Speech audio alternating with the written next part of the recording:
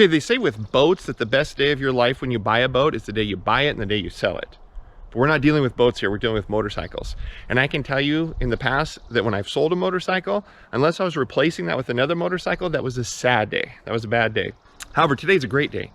In fact, today might be better than the day I bought my motorcycle. Why is that? Today's the day, finally, that we're getting the Vortex ECU in and the Yoshimura Exhaust. And I think I'm more excited for this than the day I actually bought my bike. Now, granted, the day I bought my bike, it was actually snowing in September, so that put a little bit of a dampener on the purchase day.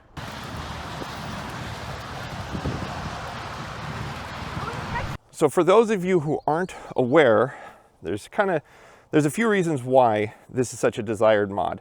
Besides the gains of about 8 horsepower, that's a desirable mod.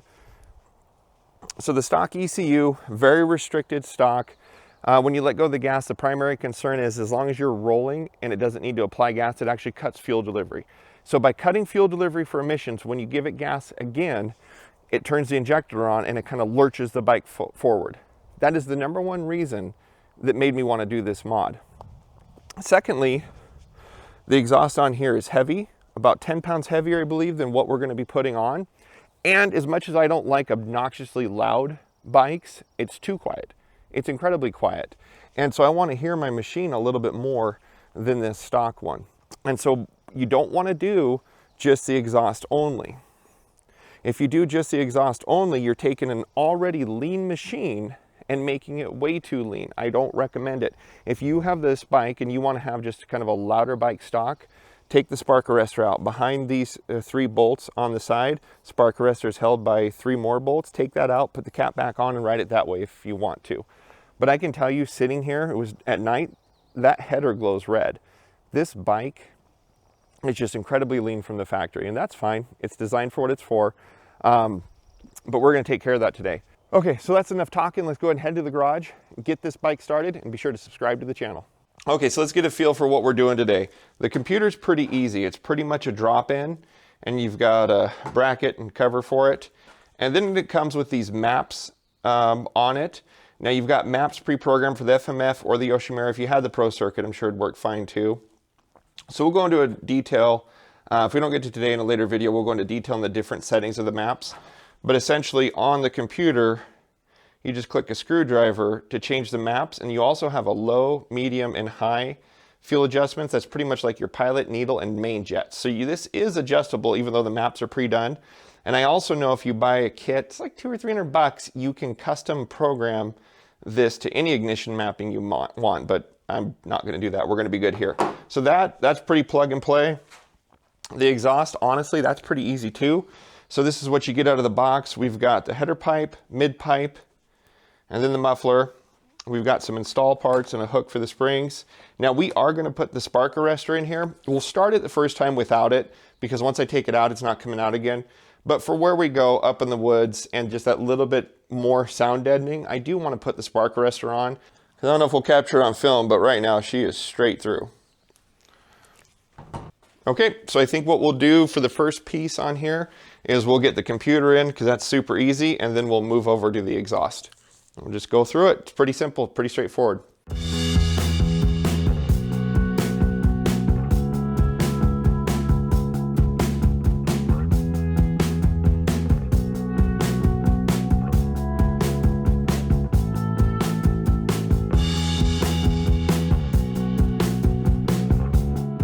Okay, so I took all the side panels off to make things easy, but you can see in here, here's the stock computer held on this bracket inside a rubber boot.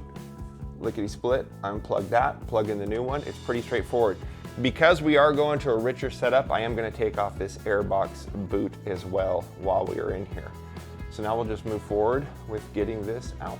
Okay, so sitting here on the table, we've got the stock ECU and its rubber bracket, and here's the mounting bracket in the bike.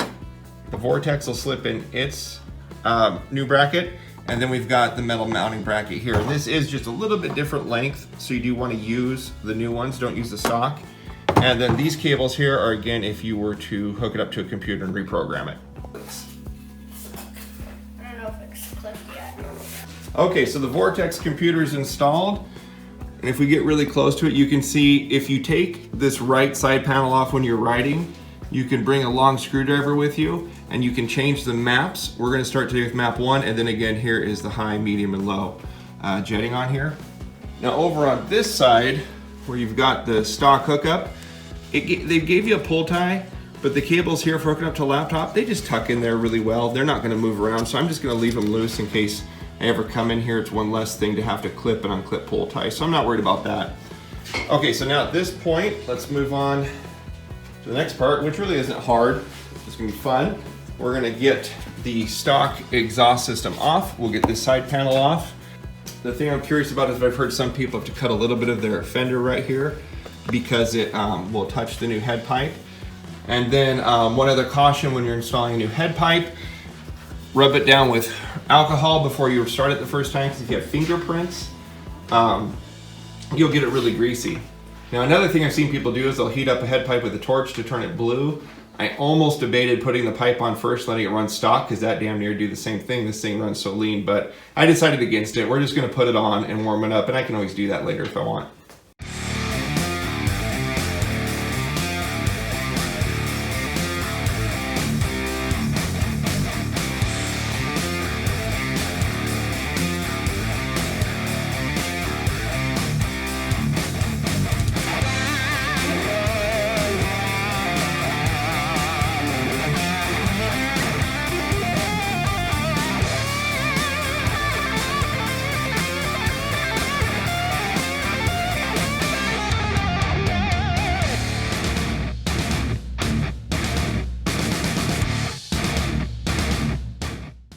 Okay, so she is on. Boy, does she look good. Okay, so as you go through here and install, it's just got a different spacer back here for the offset.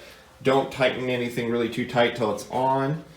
But I mean, it's pretty straightforward. You got the big pipe, the offset, head pipe, and then what's a little different on here is it's got springs on here. So I still gotta put a spring right there. And then there is another one. Oh, and then I gotta put the spring right here. And then we're done. So I'll get those springs on real quick, and then we'll check to see if I have any clearance issues with the stock fender before we fire it up. We did end up cutting the fender, but instead of cutting it where the graphics are, what we did is we cut here and brought it around so that you still got to keep your graphics, but we cut off all the white tip that used to hang out. Show it from this top angle too. So you can see in there, we just notched what we needed to keep it from hitting.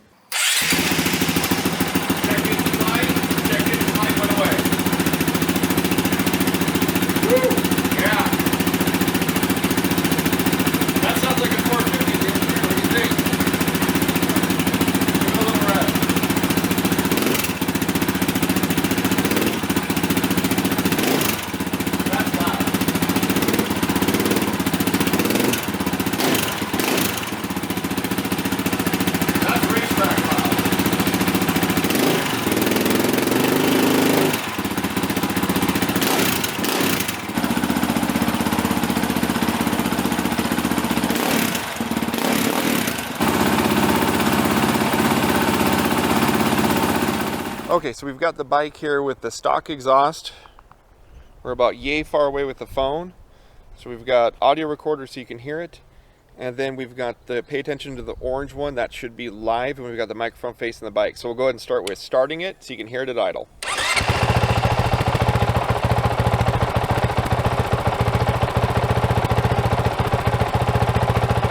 About an average of 82 to 84, so now we'll go and rev it up.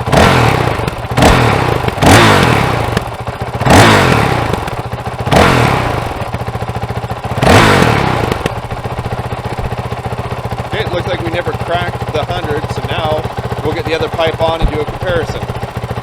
Okay, so now we've got the spark arrestor in, not to ruin it. It's not that much quieter, but here we'll get the numbers.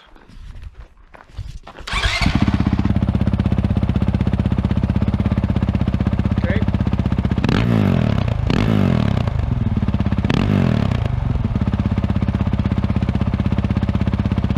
Okay, now the final test is to go put the helmet on and go for a ride.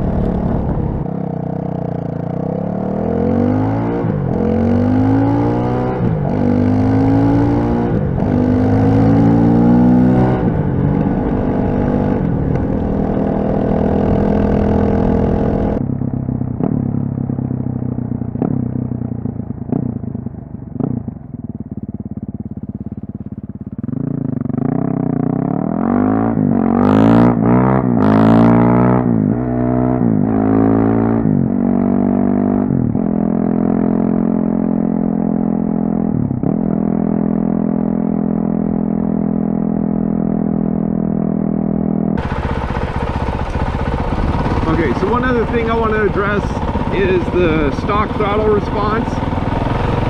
So when you're just off idle, it's not a big deal, but anytime the motor can, it will cut off fuel. So no fuel. And then when you go to give it a little gas, it pops the gas back on. Now where this is most prominent is in first gear, your lower gears, first and second.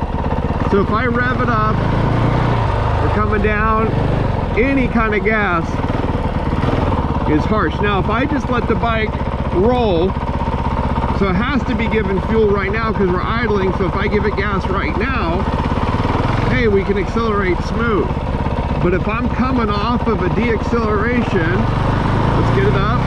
Now you can just see there's that jerk with the bike, where if I do that off idle, smooth, the way you'd expect it.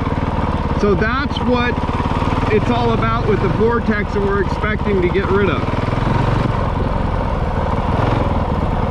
So the two ways to fix that besides the Vortex would be just to get a recluse or just slip your clutch more.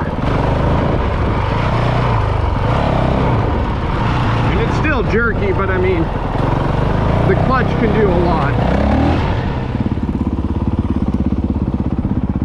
Okay, so I don't know if I can be heard over this that well, but one of the main reasons, again, we talked about doing this mod was to take care of the jerky throttle, and that's been taken care of. So again, stock, when you're just rolling with an idle and gave it gas, it'd take off smooth. But when we got rolling, give it gas, it couldn't be smooth. Now, we're smooth.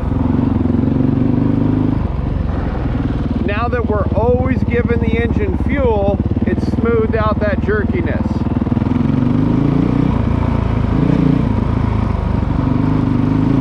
Let's go to second.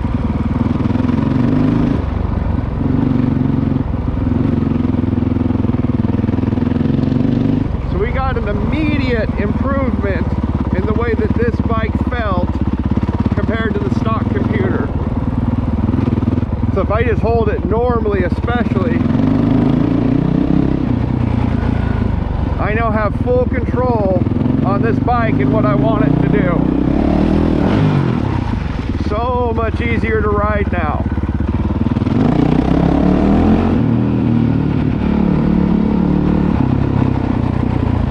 So as an example, right here in these loose corners, I'm on the stock tires and they slide so easy.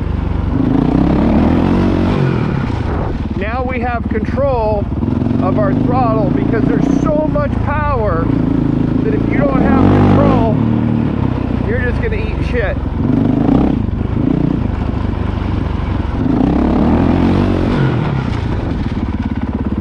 So that control we have now is so much better because it's predictable, we know what's going to happen, and it's just so much easier.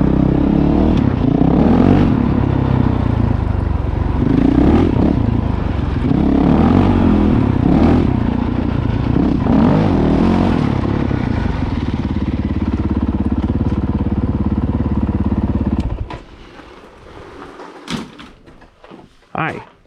Okay, so it started raining, so we put everything away and we kind of got a gap here. So now we've got it done. So what do we think about it? Well, I can tell you right now that the Vortex feels amazing. But what I was trying to show you guys was that the off idle, and as you're giving the gas again, it's so much smoother now. It completely fixed everything, just like everybody said it did. I mean, it's not a surprise. That was the expectation. The Vortex completely fixed it. Now, if we're talking about the Yoshimura exhaust, okay, let's be honest with it a little bit here. It's a little louder than I would prefer, but at the same time, the FMF Q4 would have been basically as loud as stock, and I wanted louder than stock. So there really is no, there is no in between right now in the market that I know of. So if Yoshimura were to ever make a quiet tip, I would put the quiet tip in and give that a shot. I mean, the tips only cost like 30 bucks, so it's not a big deal. If you wanted to get really creative, you could probably weld up and close up the spark arrestor a little bit, and that would do it. And you'd probably have to adjust the Vortex to be a little leaner, but it's doable. I mean, anything's doable on here. So, but as far as the whole kit as a combo goes, you feel that extra 8 horsepower. It feels so much better, so much more power. And the way I describe it is stock, it was a 450 off-road. There's just tons of power on there. But when you got to the road to the higher RPMs, you know, there's a difference between street horsepower and dirt horsepower. But that extra 8 horsepower as you're out there on the road, oh, it's so easy to use. It's there for you and it's ready to go. So from here, we got a couple things I want to do. So I'm going to do a video strictly focusing on the sound. So watch for a follow-up video so we can really compare the stock exhaust to the Yoshimura. I want to just focus on that for one video. We're also going to take the bike out for a ride because before we put this on, I filmed a new ride with the stock setup and got the miles per gallon. So we're going to compare the Yoshi's miles per gallon stock. I also want to go through in the Vortex, there's a whole bunch of different modes. So I want to kind of spend a day playing with the different modes and see which one I like the most. And then finally on the Vortex, it includes a mode for like a traction control. On here, there's some instructions with it. And so does that really do anything? I don't know. So while I'm on the stock tire that is very easy to spin, it's very, you know, there's just not a lot of traction to the stock one. That's going to be a really good one to see if the traction control mode makes any difference. So we've got a handful of experiments on here that I want to do with this setup that really just don't fit inside the context of one video. But for today, initial impressions, I do it all over again. I wouldn't hesitate. Let's just remember when it comes to sound though, you can control what you're doing. When you're cruising here at 50, 60 miles an hour, it's not that much louder than it was stock because you're not really into the throttle. If you're flooring it everywhere, yeah, it's a lot louder. If you keep the throttle more mellow, it's not that bad. So you could ride this anywhere without causing a lot of problems. It is, the spark arrestor's in it, so it is US Forest Service approved. I don't think you'd pass the sound check though, but I mean, it is, you know, for the most part, it does what it needs to. So anyways, I hope you guys enjoyed this video. It's the first of a couple more to come. Watch for those to get posted. Hopefully when we're all done with this, those of you who have a 450L out there and you're looking at the Yoshimura, you're looking at the Vortex, I want to be able to give everybody a good understanding of what this mod does so you can decide if it's worth it for you, because let's be honest, this is pretty expensive. So when I got my 450L though, I got around 2,500 off. And so all along I kind of knew that this mod was in line with the price to make the bike the way I wish Honda would have done it from the factory. Had Honda sent this out from the factory, smoother and just a little bit more power, I probably wouldn't have chased this down. But as it is, from factory to now, it's worth doing. So I hope you enjoyed this video. Please be sure to subscribe to the channel, and we'll be back with some more comparisons on this setup to see if it's worth it for your dollar. All right, everybody, keep riding. Have a good one. Bye.